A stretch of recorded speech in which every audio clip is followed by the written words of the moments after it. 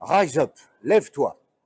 Ceux qui ont participé à la messe du 15 août à l'Épine ou à Ménil-sur-Oger, à la Grotte, m'ont entendu lancer cet appel en écho à celui qui avait été adressé aux JMJistes français à Lisbonne.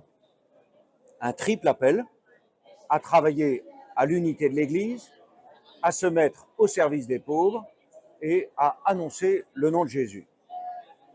Les jeunes s'étaient alors levés par milliers, c'était formidable, et vous avez été nombreux à vous lever aussi le 15 août. La nouvelle organisation des JMJ avait intitulé les 3 journées de catéchèse « Rise Up ».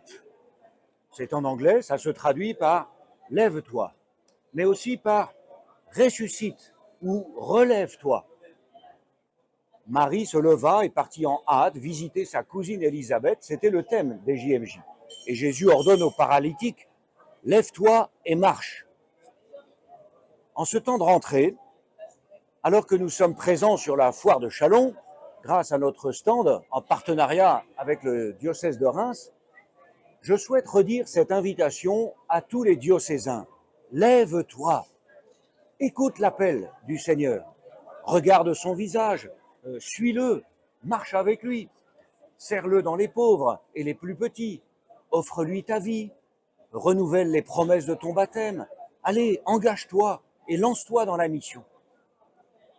De façon très concrète, parce que c'est le début d'une année, chacun pourra donc se demander quel sera son engagement de chrétien dans le monde pour ne pas rester un citoyen passif.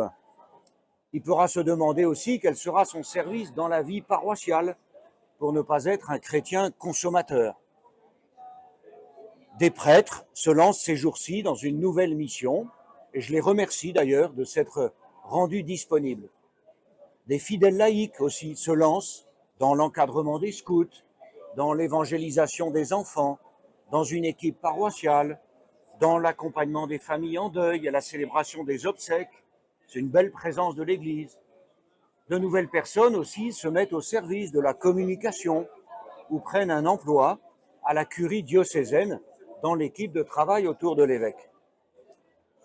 Les premières semaines de cette année sont donc marquées par le stand missionnaire à la foire de Châlons, mais aussi par le congrès Mission qui aura lieu à Lille fin septembre, par l'assemblée diocésaine à l'Épine début octobre, les installations liturgiques canoniquement obligatoires pour les nouveaux curés, le grand rassemblement Kérigma à Lourdes fin octobre, une mission à l'école Saint-Jean-Baptiste de la Salle à Vitry-le-François, la retraite des prêtres et des diacres, un rassemblement de 2000 chefs et cheftaines scouts unitaires de France à l'Épine au mois d'octobre, etc.